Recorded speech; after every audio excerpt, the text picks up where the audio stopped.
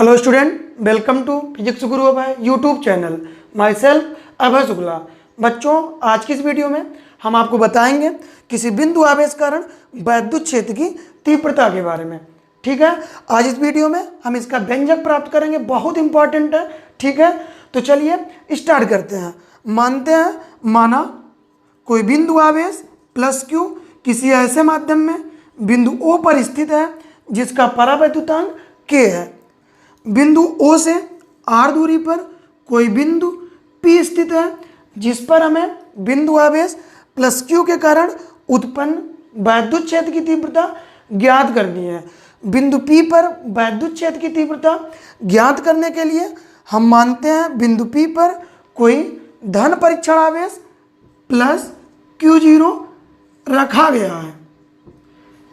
Coulomb के नियमानुसार बिंदु आवेश प्लस Q के कारण परीक्षण आवेश प्लस Q0 पर लगने वाला वैद्युत बल F is equal to 1/4 pi epsilon 0 K into Q0/r² newton. देखो बेटा, कूलाम के नियम में यहाँ पे Q1 था, यहाँ पे Q2 था, उसी से इसको हम रिलेट करा रहे हैं। ठीक है, यहाँ हो जाएगा अथवा में, यहाँ से Q0 को हम यहाँ लाएंगे। क्यों? क्योंकि हमें वैद्युत क्षेत्र की तीव्रता निकालनी है। ठीक, तो हो जाएगा F/Q0 बराबर 1/4 pi epsilon 0 K into Q/r² Newton. क्योंकि F/Q0 बराबर किसके होता है? E के। वैद्युत क्षेत्र की तीव्रता पीछे हम लोगों ने इसका सूत्र प्राप्त किया है। ठीक है, पढ़ा भी है। तो क्योंकि E बराबर F/Q0, इसलिए इसका मान हम लोग यहाँ रख देंगे। तो आएगा E बराबर 1/4 pi epsilon 0 K into Q/r² newton upon coulomb. ठीक है,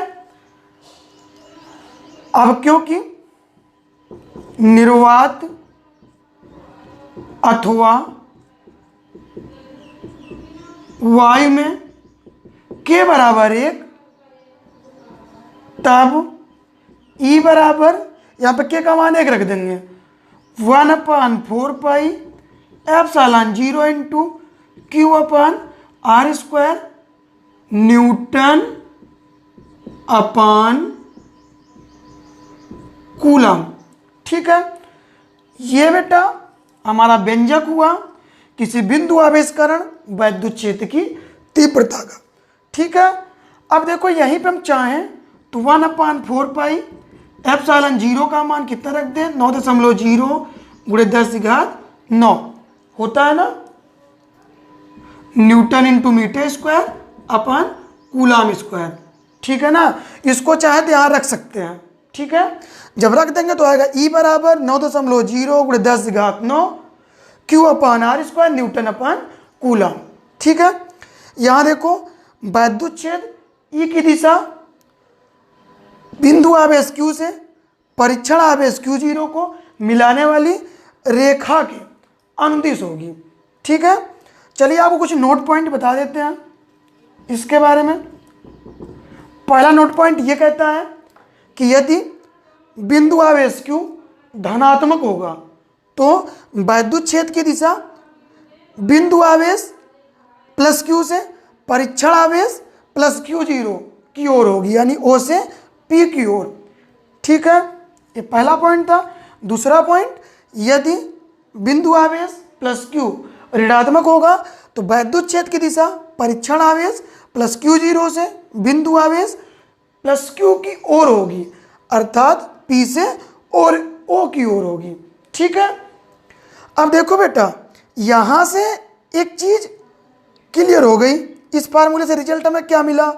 इस फार्मूले से रिजल्ट हमें यह मिला कि E प्रोपोर्शनल किसके हैं? 1/r² के। यानी इससे स्पष्ट है कि जब दूरी बढ़ेगी तो वैद्युत क्षेत्र की तीव्रता क्या होगी? घटेगी। जब दूरी घटेगी तो वैद्युत क्षेत्र की तीव्रता का मान बढ़ेगा।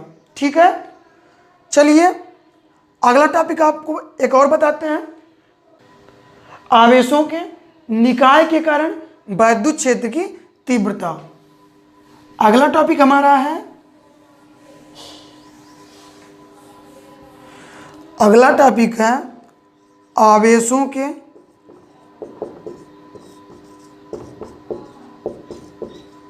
निकाय के कारण वैद्युत क्षेत्र की तीव्रता।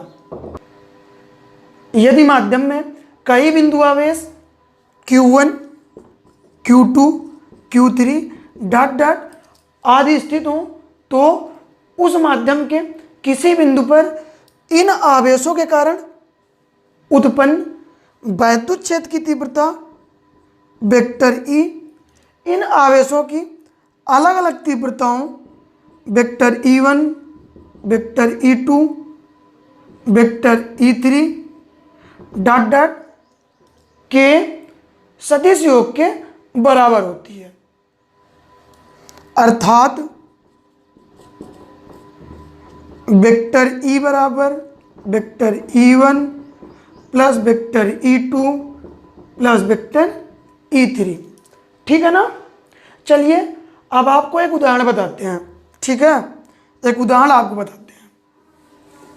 यदि आवेश Q कांस्टेंट हो, ठीक है, ये मानते हैं कोई बिंदु O है जहां पे 1 कूलम का आवेश रखा गया है, बिंदु आवेश है। यहाँ से 1 मीटर की दूरी पर कोई बिंदु P है, फिर 1 कूलम आवेश से 2 मीटर की दूरी पर कोई बिंदु Q है। हमें 1 कूलम आवेश कारण बिंदु P पर तथा बिंदु Q पर उत्पन्न वैद्युत क्षेत्र की तीव्रता ज्ञात करनी है। ठीक है, तो चलिए ज्ञात कहाँ से करेंगे। E बराबर होता है 1/4 पाई एप्सिलॉन 0 इंटू Q/r²। ठीक है, न्यूटन अपान कूलम। ठीक है, 1/4 पाई एप्सिलॉन 0 का मान कितना होता है 9.0 गुणे 10 घात 9। तो हो जाएगा E बराबर 9.0 गुणे 10 घात 9। Q का मान कितना है 1। R का मान कितना बेटा, हमें कहाँ ज्ञात करना, बिंदु P पर।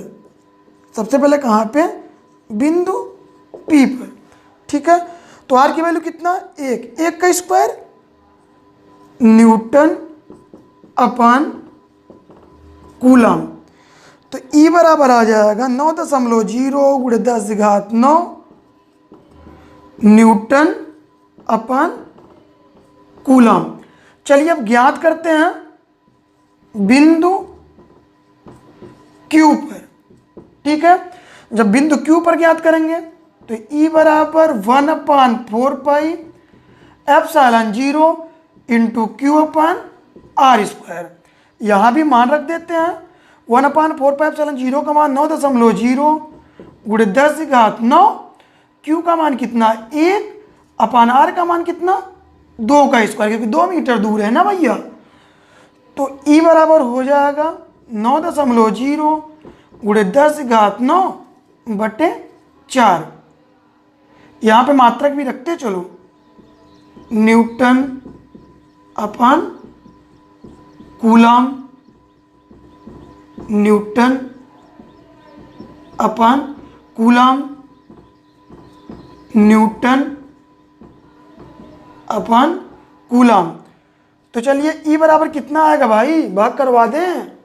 चलिए 9 में 4 से भाग करो, 4 दूना 8, 1 बचा, दशमलव बढ़ा के 0 बढ़ा दो, 4 दूना 8, 2 बचा 0 बढ़ा दो, 4 पंचे 20 कट गया। ठीक है, तो E बराबर आएगा 2.25 गुणे 10 घात 9 न्यूटन अपान कूलम। अब बताओ ये ज़्यादा कि ये ज़्यादा, बताओ। बिंदु आवेश के कारण बिंदु P पर वैद्युत क्षेत्र का मान ज़्यादा है कि बिंदु Q पे ज़्यादा है। तो कहाँ ज़्यादा है, P पे ज़्यादा है, क्योंकि P क्या है, बिंदु आवेश के अत्यधिक निकट है, और Q क्या है, दूर है।